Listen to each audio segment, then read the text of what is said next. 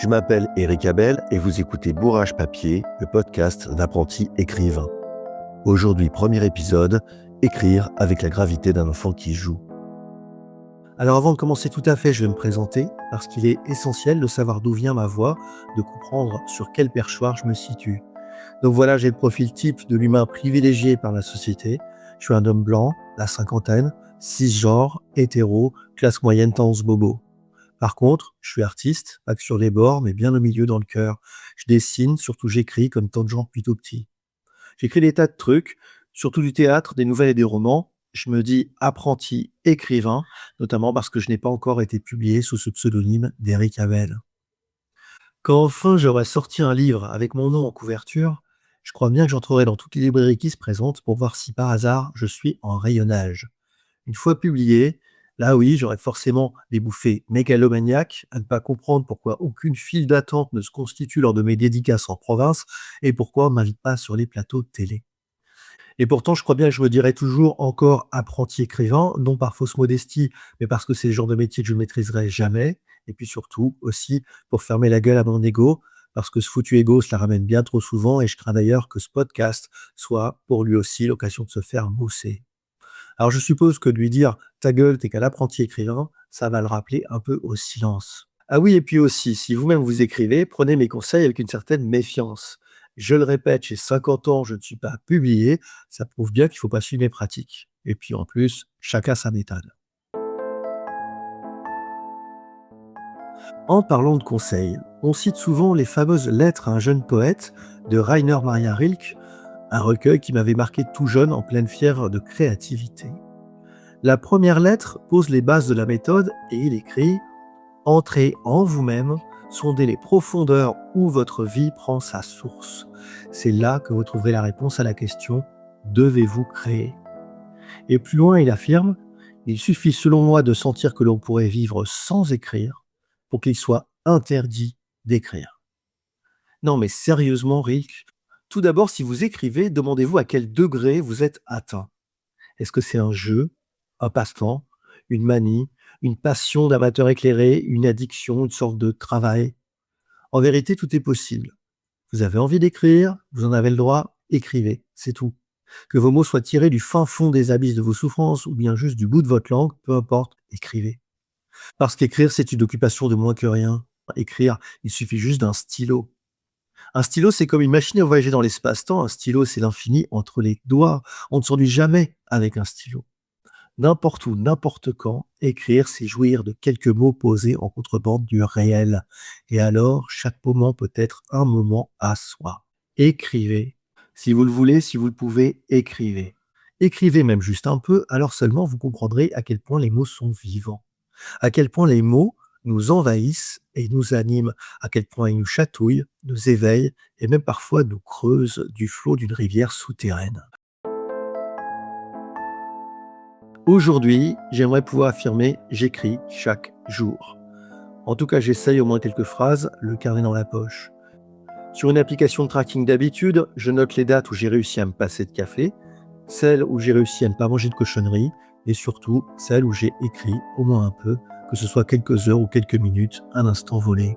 Suivant les années, j'écris plus ou moins sérieusement, pour m'évader, pour faire le malin, pour me vider d'angoisse, pour des raisons plus ou moins avouables, et de plus en plus pour être lu.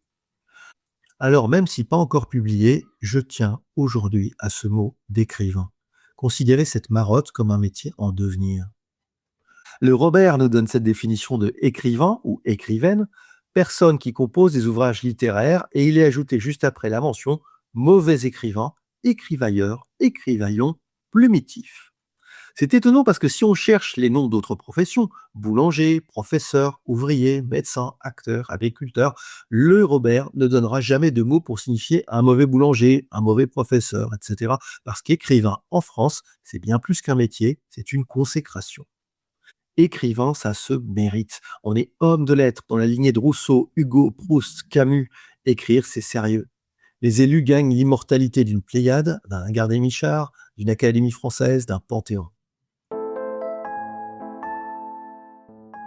Certes, il est de grands auteurs et autrices qui, à l'image de Rilke, puisent dans leur souffrance pour en sortir un chef-d'œuvre. De même, je comprends bien Marguerite Duras quand elle affirme dans le livre Écrire, se trouver dans un trou, au fond d'un trou, dans une solitude quasi totale, et découvrir que seule l'écriture vous sauvera. Et aussi un peu plus loin, écrire quand même malgré le désespoir, non avec le désespoir. Je comprends parce que moi aussi j'ai connu le fond du trou et les mots pour m'en sortir. Quoique le plus souvent quand même, l'écriture se donne dans un cocktail de sentiments contrastés, de sublimation par la joie aussi.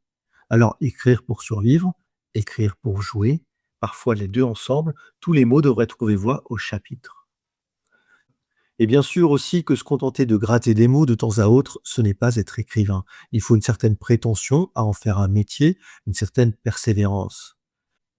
Mais plutôt que les lettres à un jeune poète de Rilke ou écrire de Duras, je vous conseille le manuel d'écriture et de survie de Martin Page. Il y déclare: j'ai mis du temps à dire que j'étais écrivain. Quand je m'y essayais, j'avais le sentiment à la fois d'une usurpation et d'une prétention, comme si le mot était trop prestigieux. Ma jeunesse et mon histoire rendaient ça compliqué. Alors pendant longtemps, je suis resté vague et j'ai dit que j'écrivais des livres. Un plaisant bénéfice de ce flou était que l'on pouvait ainsi tout aussi bien m'imaginer auteur de livres de cuisine ou de yoga. C'est un malaise courant dont nous discutons entre amis.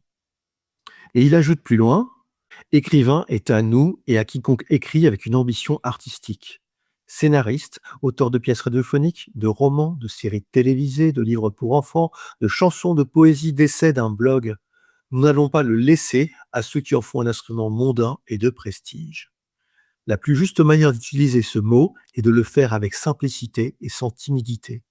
Ça rend justice à la beauté comme à la quotidienneté de cet artisanat.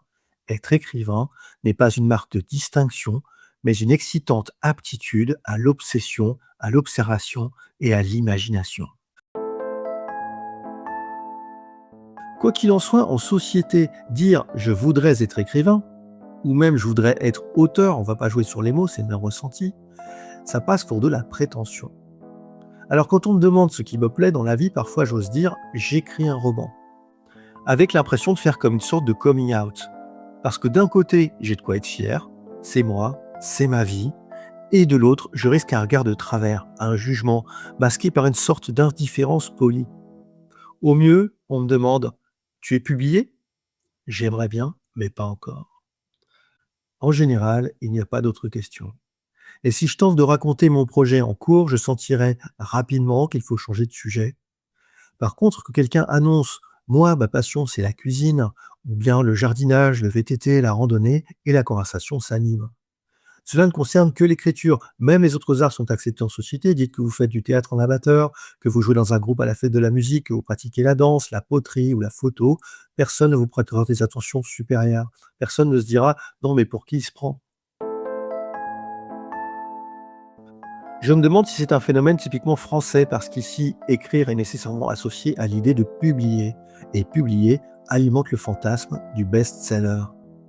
Durant 10 ans, j'ai dirigé et animé les ateliers d'écriture Point de suspension à Paris, avec un tel succès qu'on ouvrait chaque soir de la semaine, en plus des animations du week-end. Et le mot d'ordre, c'était le plaisir. Lorsqu'une journaliste d'Arte m'a contacté pour filmer une soirée, je ne me suis pas méfié, et avant l'atelier, elle m'a interviewé avec cette première question: écrire un roman, ça s'apprend? Je réponds que oui, mais que dans le cadre amateur en atelier, on n'a pas le temps d'aller au fond du métier, que ce n'est pas en 30 séances par an qu'on maîtrise les techniques. Je fais le parallèle avec une troupe de théâtre amateur, on peut travailler les bases, mais pour passer professionnel, il faudrait pratiquer tous les jours. Ensuite, elle me demande la recette pour écrire un best-seller. Je réponds que j'aimerais bien la connaître, cette recette, mais que je ne comprends pas le lien avec l'atelier. La journaliste tente une autre approche, puis râle auprès du caméraman et du preneur de son. Elle dit que le tournage a mal été préparé. Moi, je me sens désolé, comme si j'avais pas répondu ce qu'il fallait aux questions, comme si j'étais responsable de cette soudaine mauvaise ambiance. C'est au visionnage du reportage, qui porte en réalité sur le phénomène des best-sellers, que je vais comprendre ce qu'ils attendaient. Ils souhaitaient en fait dénoncer les ateliers d'écriture comme une arnaque destinée à des gogos qui veulent écrire un roman. Et il est vrai que certains ateliers parisiens proclament, à tort ou à raison, former les auteurs de demain. Alors bien sûr, j'ai été coupé au montage, mais au moins ils ont laissé les témoignages des participants qui disent venir pour le simple plaisir de l'écriture, ce qui contredit d'ailleurs le propos de tout le reportage sur la course à la publication. Aujourd'hui, apprenti écrivain, je me sens pleinement relié à ces deux extrêmes. D'un côté, ce plaisir d'amateur, cette joie d'artisan du dimanche, l'ouvrage des mots, les échappées belles, et de l'autre, cette prétention à la publication, à mes histoires imprimées dans des bouquins et dans des têtes.